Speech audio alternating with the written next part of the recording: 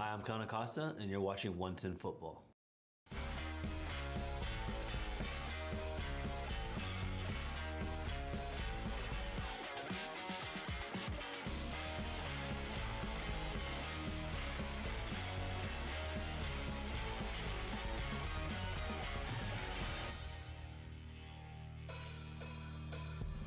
All right. Thank you for that assist, Kellen Acosta. And I want to shout out to the early guys in the chat. We'll get to what is going on the screen in a second. I can't ignore that. But what up, Gav? What up, Thickety Wickets? Andreas.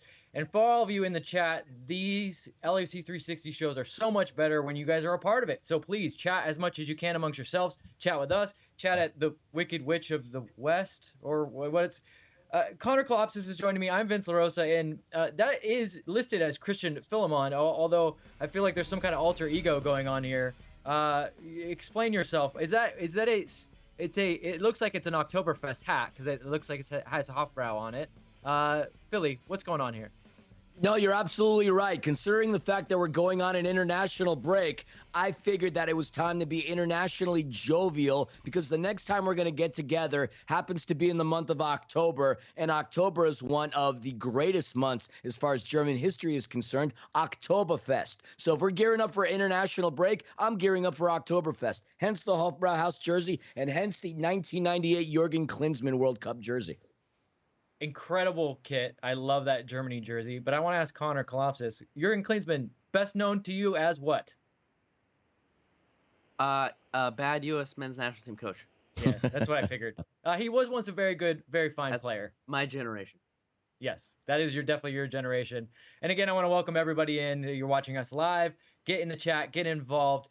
We start off with 3 big questions here, and you guys can get involved in this, but we will take the reins to start, and then we'll give you guys the chance to ask your questions, and that you can kind of go anywhere. You can ask a question about LAFC, you can ask a question about Philly's hat, you can ask a question about Connor's facial hair. No one has any questions for me. I'm impervious to those things. But I will start us with our 3 big questions, and we'll kind of go around the horn here. We always start with what happened. Obviously, as you see on the rundown, LAFC 3-1 over Houston. I will take what happened, guys. What happened was this. I honestly feel it was a game of 2 halves. Although LAFC went in 2-1 up at the break, thanks to 2 Carlos Vela penalties, and I do think that LAFC generated a lot from its front 3. The defense was okay-ish. Midfield had a tough one in the first half, and I think the passing in general was a bit sloppy. Second half, though, I will say I was very impressed by LAFC. Despite only scoring 1 more goal to make it a little bit more comfortable, they really controlled that game. Ryan Hollingshead, who I don't think had his best game, but I will give him credit for this as a veteran player to put that behind him and still finish that goal the way he did with as cool of his head as he had in the 18-yard box was a big thing. So for LAFC, are they back? Mostly. It was a much more entertaining game to watch. I think it was much more palatable, but I would say there's still room and lots of room for improvement. Guys, how do you feel about how I broke down what happened? Makes a lot of sense, right? And I think all in all, the players, the technical staff will be happy with the performance at hand. I think the most important thing was getting 3 points before going into an international break, and we did just that. Philly, Andreas is in the chat saying liked Bouanga. One guy I did not mention. Why don't you talk a little bit about Denis Bouanga? How'd you feel about his play? So Denis Bouanga obviously coming in, having played in the French top flights, the captain of the Gabonese national team, a team in which Pierre-Emerick Aubameyang plays on, coming into our team, getting the nod, getting a lot of playing time initially. My initial reaction to him coming in was nobody. How's he going to communicate with people? Nobody on this team speaks French. How are they going to communicate with this guy? And initially, early on, you can see the lack of chemistry and the inability for the players to start to communicate with each other. But as Denis Bouanga is starting to mature and getting more minutes on the pitch, you're starting to see a lot of those levels of brilliance that our scouting team saw. He had a couple of opportunities in which he almost punched the ball in the back of the net. We're seeing some really good stuff from the Gabonese international, and it's only a matter of time before he graces all of us with a couple of banger golazos. The guy is good, and he's shown flashes of brilliance, but like with everything that we've done over the course of the past couple of weeks, it's only a matter of time before this chemistry starts to mesh. But Denny Bouanga certainly has showed like the tools that he has and the fact that he's going to be a threat moving forward. Chat coming in hot. They're keeping you in check already, Philly. Maxime Crepeau does in fact speak French. So no, not the only one that speaks French out there. But he is part of it. But I was mainly referring to the forwards. That's fine. That is fine, and you are absolutely correct. I'm thinking more along the lines of him starting with Chicho and him starting with Vela. That's actually what I meant, but thank you. Maxime Crepeau does speak French. He is Canadian, after all. And that's why the chat's here, to keep us on the level. I do want to say one quick thing, dipping in the chat again. Congrats, Andreas, getting your season tickets back. Two out of the three members here have had season tickets for the longest time, Connor and Christian, and they can tell you how great of an investment that is. I will just add this. LAFC, I think, is now on like a 30-game streak where they have scored a goal. So you go to bank with these season tickets, and you know you're at least going to see LAFC score one goal, and they've won 9 straight there. They've only lost once this season, so it's always a good time. It's always nice when you have a team that you can go see, and you can pretty much count on them to score goals and to win games. You really can't ask for too much more, but I won't get too much into that because I know as LAFC fans, we ask for a lot more. But let's move us right along. I think we did a pretty good job of what happened. We're now going to talk about what we learned, and I believe that is Philly taking the reins here. Philly, what did we learn from this match? I'm surprised you didn't refer to me as the Wicked Witch of Burbank. Thank you very much. Now, what we did learn, what we did end up learning is the fact that Carlos Vela is becoming a reliable scorer when it comes to the 12-yard, the 11-meter box. I was very reluctant to believe that Carlos Vela was going to score a couple of goals. Now, Steve Clark, the goalkeeper of the Houston Dynamo, which, by the way, he has a really incredible story, a very unheralded, disregarded player who pretty much lived out of his car and worked his way up to the position that he's in. Google Steve Clark. We all know him from his time in Portland, and we all obviously know him this season because he was a heck of a goalkeeper, and he did a great job against LAFC a couple of weeks ago down at PNC Park. What was up? I was going to say, you know what I remember most about Steve Clark? Not disregarding all the positives, but that Columbus Crew MLS Cup final. Oh yeah. The blender. Do you remember Diego Valeri's goal? Oh, no? Yes. That's true. I actually will add that LAFC were in on Steve Clark, really wanted to try to get him before they ended up pulling the trade offer, Maxime Crepeau. So they rate him highly as well. Yeah, no, he's a good keeper.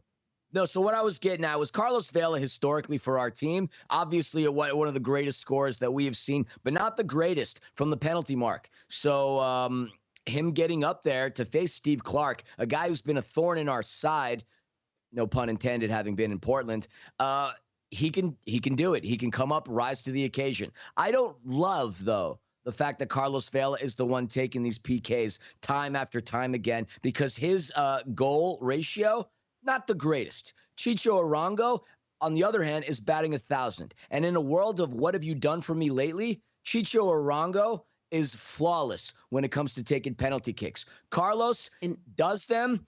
I don't think he hits them, though, with the amount of power that Chicho does. So what we have learned is Carlos Vela obviously can go back to doing that. But in the big moments, I'm still a little hesitant and reluctant to let the king take on that role and responsibility. I still believe that Chicho Arango should be the one taking PKs. In a world of what have you done for me lately, he just scored 2 penalties in one game. What more of a proof do you need from Carlos Vela? He buried 2 last game. Look, I love Charlie Candles. Did you guys scoring goals number 11 and 12? But I still don't feel confident. If you looked at it, the power behind both shots, it wasn't that much power behind it. Well, all he has to do is make this. I know he likes to be cheeky and creative and clever, but I want to see a guy go up there and absolutely smash the hell out of the ball. And that's not something Carlos Vela is going to do. I don't care how hard you hit it as long as it crosses the line. I would say that, yes, you're right. Carlos has missed a couple penalties.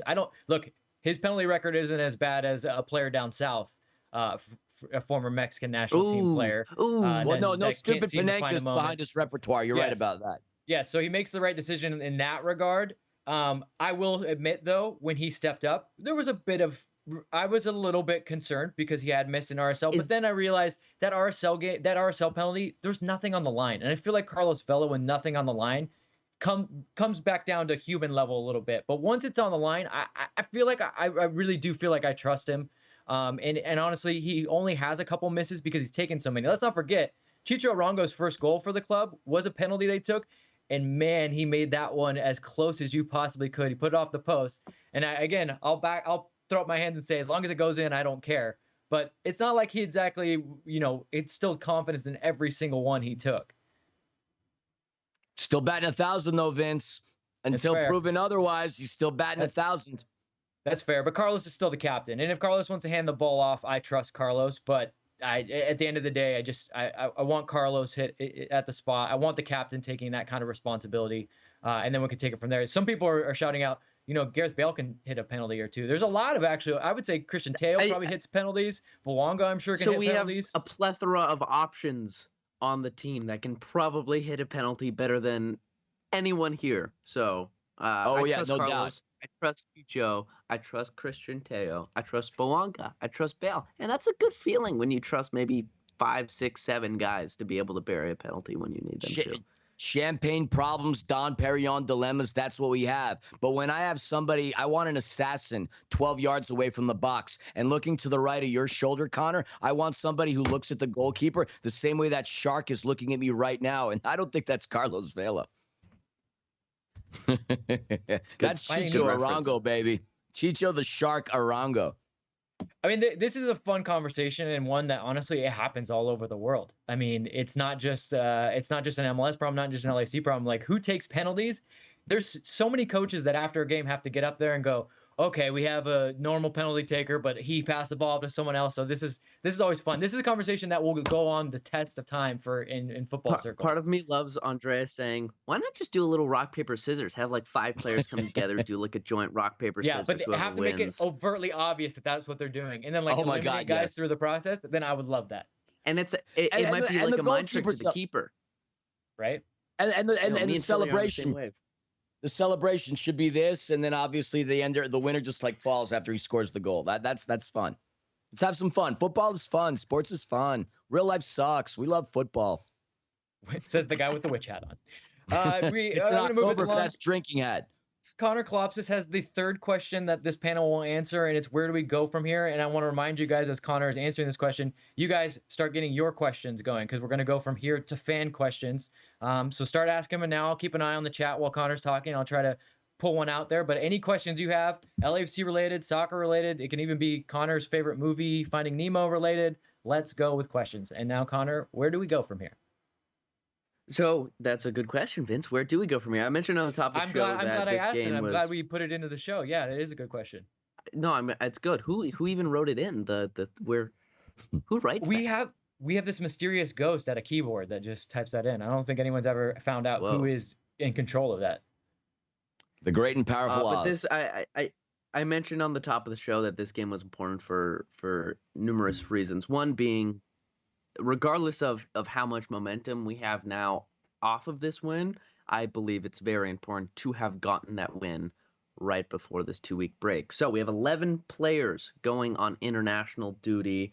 I saw that from Ben Vergen on Twitter. 11 players. That's a big chunk. One, kudos to LAFC for having 11 players who are good enough to be going away on international duty. And there's some positives to take away from that and some negatives. So I'll open it up to a little more of a broad discussion, but is a 2-week break a good thing for LAFC at this point? Maybe it is. Or do you want a game next week and just be able to carry that Houston momentum into Portland? I will answer your question with a question of my own. How many players did you say from LAFC were going on international duty? 11. Although a bunch of them are your Tony Leones, your Christian Torres, Nathan Ordaz, guys that are part of LAFC, but not necessarily guys that we're worried about counting on in the next couple of weeks and or playoffs. Okay, so I'm going to ask you another question. How many of the guys going on international duty do matter to our roster? You got Sifu, Cheeky, Bouanga, Gareth Bale. I'd say 7. A 7. Yeah. A solid 7. Kellen Acosta. Maxime. and in the chat, Gus, William, a lot of people are asking this. Is the international break going to hurt us or help us? I think the biggest thing is I'm not worried as much about momentum because I know that, look, the chemistry talks have been huge. And I just think that chemistry actually comes more with game time and hanging out with guys. And I think that a video is a good place for that. I don't necessarily think that that's going to kill the chemistry in that way. But what I do worry about is Kalopsis is going to Spain. Sifu and Cheeky, I believe, are also going to Spain, Germany. These are long trips we're now talking about. That's my concern because all these guys, their final game is going to be on Tuesday. They'll leave Tuesday night. They'll get in Wednesday early morning.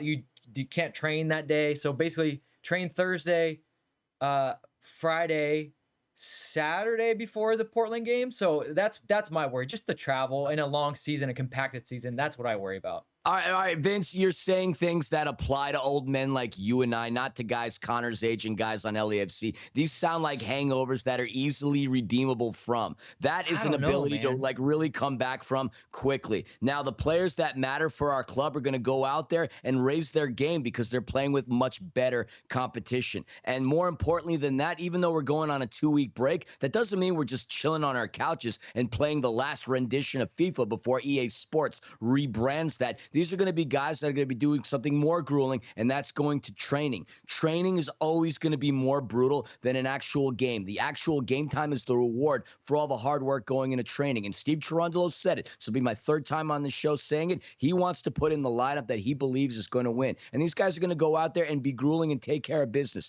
This is going to be a good break and a good experience for our boys going international, and the momentum is high. The confidence is high. We're going to go into Portland and take care of things, and we're going to smash Nashville at Bank of California Stadium. So the question you pose is, where do we go from here? To quote the name of a song by a band I love called Motley Crue, take me to the top. That's where we're going, baby. To the top, black and gold. And I do want to mention that hypothetically, if playoffs were to start right now, the 2 teams that we would face in the second round would be either Portland or Nashville. 2 teams in which we play until the playoffs. So these last 2 games, in regards to where do we go from here, I'd say it's now that we've clinched top spot, and of course we're going for the Supporters Shield. This is like good preparation. 2 good teams in the West to prepare for playoffs, if that makes sense. Well, I felt like the lineup was very much in a preparation for the playoffs, and maybe that's gonna, as we go, segue from where do we go from here to fan questions. You have a great question from Soccer USA. What is our best center back pairing going into the playoffs? I think the whole lineup was a playoff type lineup. And I think that even the pattern of subs with the way they kind of changed out wingers for a fresher Gareth Bale and Mahala, who, man, Mahala looked like he was shot out of a cannon when he came into the game, which I'm going to love come playoff time. You get Teo to come in there. It's interesting. I agree with you, Connor, especially with the teams that we're going to be playing in the next couple games. Steve should kind of use these as curtain raisers for the playoffs. I want to win the Supporters Shield as much as anyone. But if you can tell me that first and foremost, I'm going to get this team prepared for the playoffs via these matchups, I think we would all take that because we've all agreed it's really MLS Cup or bust. Supporters Shield is just a nice extra. In a terms weird of, way, we've already gotten to CONCACAF Champions League. We've already got home field advantage in the West. But I also believe that a 2-week break prior to those matchups may also be a good thing to even prepare for those matchups. I don't know. I can't help but feel like there isn't too many negatives coming from these next couple weeks. If you're Giorgio Chiellini and Carlos Vela, you're enjoying these couple of days off. For all you guys that maybe don't know, for the guys that are staying home, they're going to get an extra couple of days off. Steve's going to allow them to just kind of relax, recuperate. It's been a long season, and then they'll get back into training. I think the bigger concern, and Philly kind of alluded to it, was when a player goes into international duty, it's obviously an honor. It's a tough thing to do, but they don't train as hard as LAFC does on international duty. And so LAFC always has to worry, is a guy like Sifu losing a little bit of fitness because over the next 2 weeks he's not doing as much as they would have had him doing if he was here at LAFC. So those are concerns. But I want to bring us back to the center back pairing. You guys, who is your center back pairing in the playoffs? Chiellini Murillo. There's something about that synergy. Like, I separate them. Obviously, you know how I feel about Chiellini. I actually am high on Murillo. I think he's been best 11 quality. But there's something when they're together that raises Murillo's game so much higher. And I love Eddie. It was such a long-term injury. I don't think he's quite at the level he was at. And I don't mean that in a bad way, because remember what his level was at was being snubbed for Defensive Player of the Year type level, where he wasn't getting the votes that like a Walker Zimmerman was. But I'm kind of with Philly. I go Chiellini, Murillo, just because of what I've seen. But Connor, you look as much as I want to disagree, I can't help but feel the same way. Regardless of what the pairing is, just make sure it's not Murray and Segura together. Because last time they were together, look, it's all relative to the one game, 90 minutes, right? And I'm not going to evaluate my opinion on just 90 minutes of a game, but it wasn't too pretty of a showing when those two played together. Regardless, Chiellini has to be starting come playoff. No, I agree. I think he's earned his roster spot. I think he's earned his place in the locker room, and I think he's earned his faith among us in the stands. And Connor, by the way, I know you love being a contrarian. There's a lot of money to be made from that perspective, and that's a good thing. And I love your takes, especially when you call out scores like 5-0. I think you need to continue doing that. But this Murillo, I'm living off of that. Oh, no doubt. This Murillo-Chiellini pairing, it's not going to be something that's going to last very long, because I don't believe that Murillo is going to be here for the long term. Chiellini might be here for another year, and I think Eddie Segura will make his place back into that starting center back position. I think at this point, in regards those two are going to end up winning this year. Well, yes, that's fine, but I still think like Chiellini Murillo still gives us an amazing pairing. And worst case scenario, if there's a yellow card here, which Murillo's prone for, we have Segura coming off the bench. That's again champagne problems, Dom Perignon dilemmas. Quick question from Leonardo asking about yellow cards. They do reset, so we don't have to worry about that. We can move on from that. Thank goodness they do for Murillo. I like where Philly's head's at though. As much as I like Murillo, I think this is the best he can play, and if there's interest, you might want to sell while his value is high. Connor, you had something you wanted. Andrea's asking if the Portland game is a must-win. Must is a strong word. Definitely a high priority. Yes. I mean, there's no doubt that everyone involved with LAFC's intent is to win these next two games for the reasons even the chat is saying. The chat is pretty knowledgeable, because not only are those two wins hypothetically good for the Supporters Shield, right? It's in our own hands, but no, that's good momentum, good confidence going into the playoffs. If you can end the season with 3 wins against Western Conference opponents going into playoffs, that's what you want. Ulysses has a really good statement in the fact that Chiellini ages like a fine wine. We might as well just call him Chianti Chiellini. I love what he's doing, and he just looks like he's having a good time. It's so funny seeing him take down somebody, and then when he realizes it's his fault, he'll lift him back up and give him a hug and a kiss on the cheek. There's something lovely about this version of Chiellini that we haven't seen during his Juve days. I don't know, Vince, you might disagree with me in that regard. I like Gus saying it's different. I like Gus's quote. Murilini is what we're gonna start having to call. That's okay with that. Brilliant. That is brilliant. Get that hashtag trending. That is good. I would say for Chiellini, it's just different. When you play at Juventus, you play in the highest levels of Europe. The game's just a little bit faster, and I don't mean physically faster. I just mean the decision making. And I think he's come here. And MLS is a physical league, but they don't make the decisions quite as fast. So it almost seems like he's always a step ahead. He's reading the games differently. It's because he's seen everything. I mean, there's no play that he really has not seen. So he just always seems to be in the right place at the right time. And that's where it just seems a little bit different. And then for those that don't know, he's always been a great passer. So now we're really starting to see it because he's being counted on more. Whereas at Juve, his passing was just a plus add-on where you had some good passers and some good players. But here, we really need him. And I want to go back to the chat because the chat, you guys are on fire. There's a lot of great questions. Williams is asking, do you feel that Steve feels obligated to make super subs to bring in a Bale or does he like to keep rotation between guys to keep everyone happy instead of having a starting 3? I'll start with this. He does have a starting 3. I mean, Bouanga's kind of cracked into it, but like Chicho and Vela have started every game. I mean, there's not really, unless there was like full rotation. I don't think it's so much keeping people happy, but you guys will remember that one of the big things we were talking about in the first half of the season was the super sub. So Steve, this has been Steve's MO the whole time. It's a 90-minute game and you have 5 subs, and LAFC has a depth that I don't think we've seen in MLS. So when he have an opposing coach that goes, hey, my starting 11's pretty good, but at the 60th minute, I got to look at my bench and I'm worried about the next man up.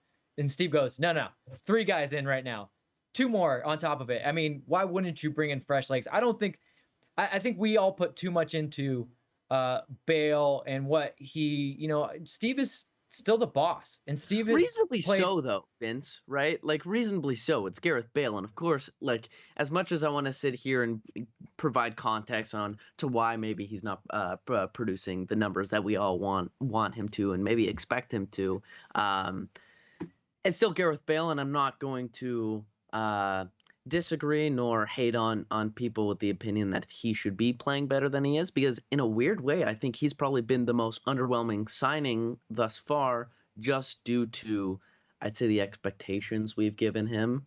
Right. And again, maybe it's okay. As Vince was alluding to, we have like great options off the bench.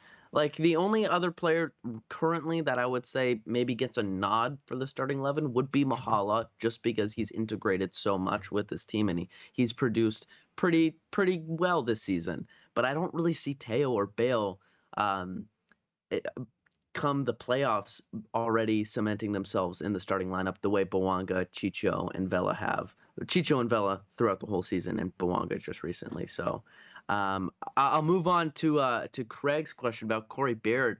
What was the feeling after that goal? I will say my first gut reaction was that was a beautiful goal. Like, as much as I wanted to be like, damn it, they scored, I was also like, that was like a banger, not gonna lie. And then when I realized it was Corey, I was like, ah. Yeah, it was. Okay, we'll score. We'll let him have that. The pass from Kariuskia, amazing. The collection, the finish, amazing.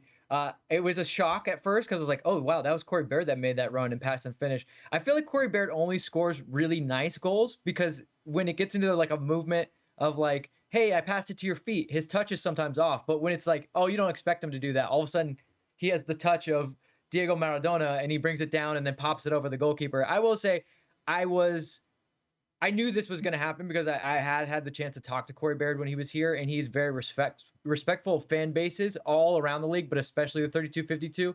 And him not celebrating was good. I would say for his teammates that tried to force him to celebrate, be careful, because some of those Houston guys came in hot in the north end, and I was like, oh, they're going to start something that Corey Baird is trying to bring down. Yeah.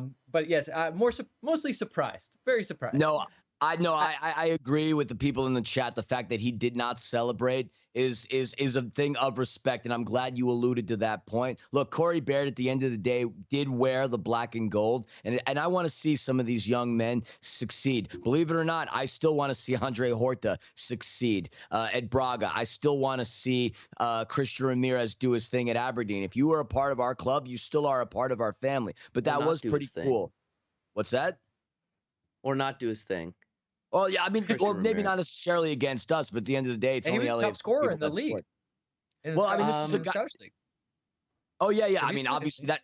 Oh yeah, no, at Aberdeen has a lot of history. I mean, Sir Alex Ferguson did a lot of really good things there before he went on to Manchester United. But the fact that again, going back to Corey Baird, people sleep on this guy. I mean, he was phenomenal. I mean, this is a rookie of the year kind of a kid. I mean, he can do things. He hasn't found his niche yet. He did much better as a member of LAFC under Bob Bradley's system than he ever had in Houston. And we haven't talked about this, but Houston, after beating us, I mean, they fired their head coach and their coaching staff. Nagamura went bye-bye, and now you have Kenny Bundy, who was at the helm turning the team around. So maybe Corey Baird is going to find himself some success. He was the player of the week in MLS last week with 2 assists, and he had himself a goal. So I want to see the kid do well. As long as we win, I don't give a damn, but it's cool to see Corey Baird do his thing and succeed.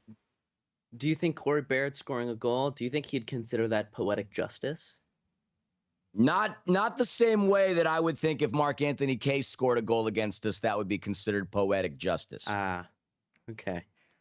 What is his name? Kenny Bundy? That is not a head coach name. I'm sorry. No, that is a high school football player in Polk High that might have a brother named Al who scored 4 touchdowns in a single game. Let me get to two. You know what, Ulysses and Jesse? What? Go for it. Oh, I was just saying, there's going to one shout them out? No, I was just going to say there's one exception for players whom we don't care for, and that's Raheem Edwards. Oh yeah, you know what? I forgot. I forgot about Raheem. Yeah, he's persona non grata. That's right. And Dexter, thank you so much. Andy Nahar wasn't a player at LAFC as far as I'm concerned. So these are 2 players I don't even think about. So no, you're right. I stand contradicted.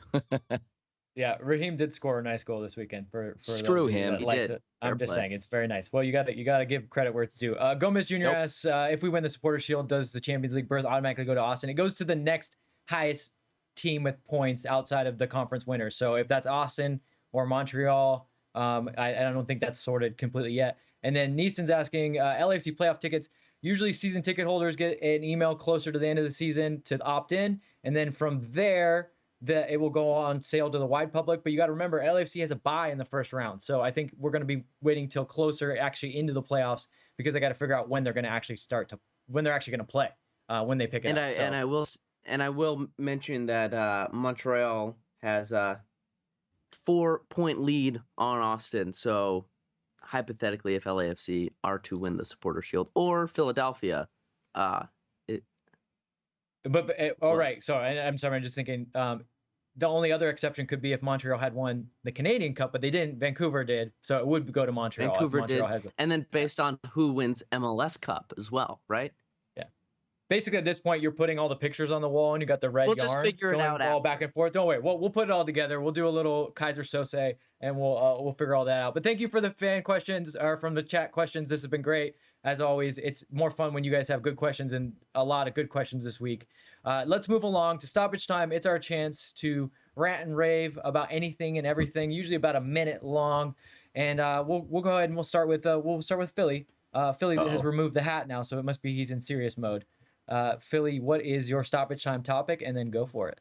All right, it's going to be under 60 seconds. I promise not to go on a long monologue, and there's already 10 seconds. So cooler heads should continue to prevail. Anytime that we have not looked at the referee, we have gone out to do really good things. Our past couple of games, Chicho got a little heated with what was happening on the pitch and at the refs, and we saw what happened. He gets the yellow card pulled out at the half, a player that we absolutely need regardless of what point of the game that we're at. And a game prior to that, we had Franco Escobar absolutely go buck wild crazy over a foul that he had blatantly against Marco Farfan. As a result of that, that pulls Murray and him off of the line, and boom, all of a sudden FC Dallas has a goal. These guys need to focus more along the lines of scoring goals and taking care of business. You cannot leave the games in the hands of the officials. I don't care what sport it is, whether it is football, whether it is MMA, whether it is the umpires. You need to go out there and remove any reasonable doubt that you are the better team. So cooler heads should continue to prevail, and when they do, we end up winning. Stop looking at the zebras for answers and stop questioning them. Go out there, focus, score goals, kill your opponents.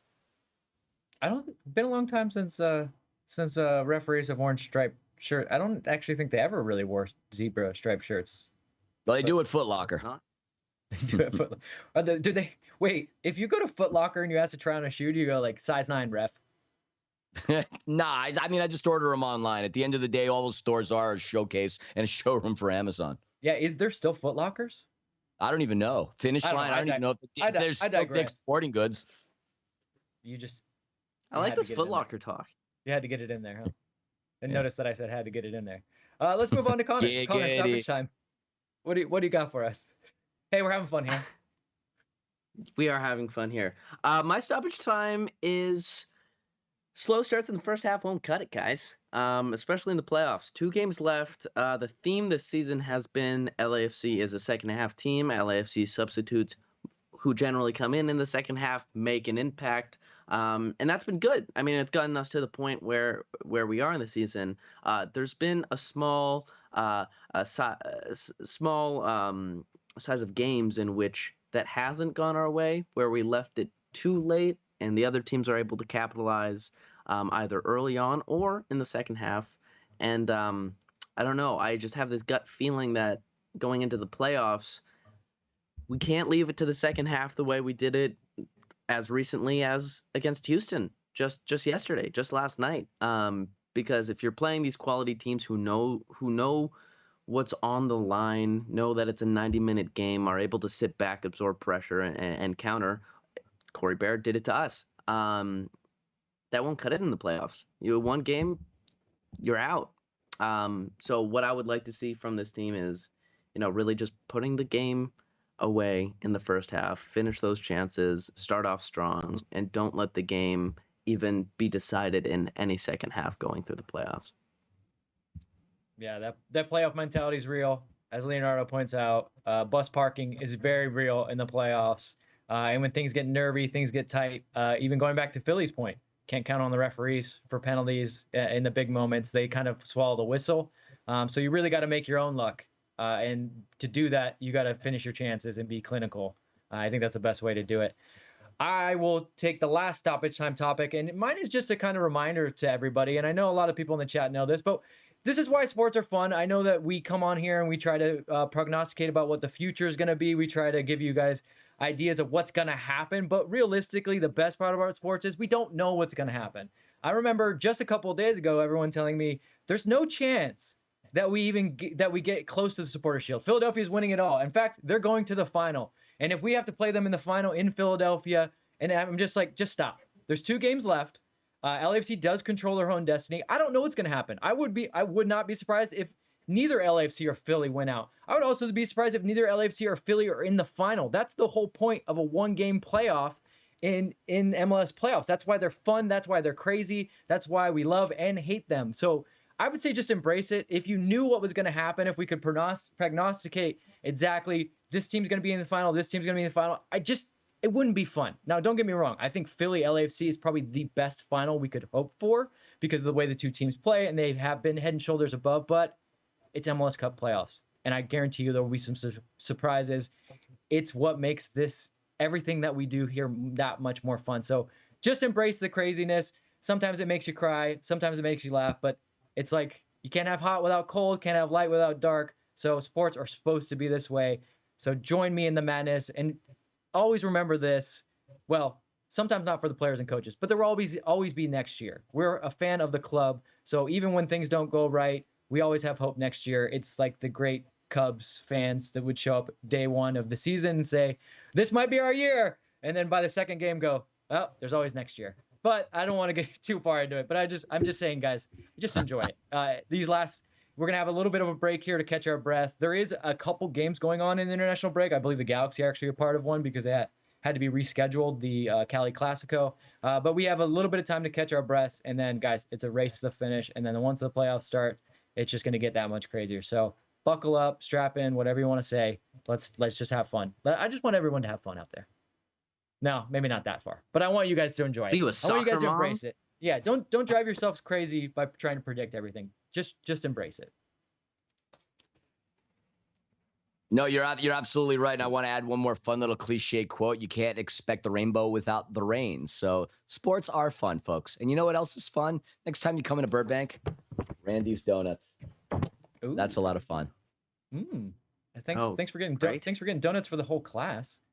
Okay, well, this has been another great episode of LAFC 360. I want to thank Connor. I want to thank Philly for his props, his donuts, everything. You always bring it, Philly. I love it. I want to thank the chat. You guys brought it. I love. Let's go on a hot take. Andreas says LAFC versus Montreal Impact final in LA. You want to talk about unpredictable? No, that's Club de Foot Montreal, not Impact. Sorry. That's the Foot Clan in reality. My apologies to Joey Saputo, Wilfred Nancy, and all those guys out there in Montreal. But we're out of here, guys. Don't forget to like this video. And if you haven't, please subscribe to the 110 Football YouTube channel. And don't forget to follow us on social media. It's just at 110 Football on every single platform you can think of. I don't think we have a Be Real yet, though. So maybe we should get on that. But we will see you guys after the international break. Or no, actually, we will be back. We'll be back Monday. We don't take breaks. That's right. 110 Football. We never take breaks. We'll see you guys. LAFC 360 back next Monday, 1 p.m. So we'll see you guys then. Bye, guys.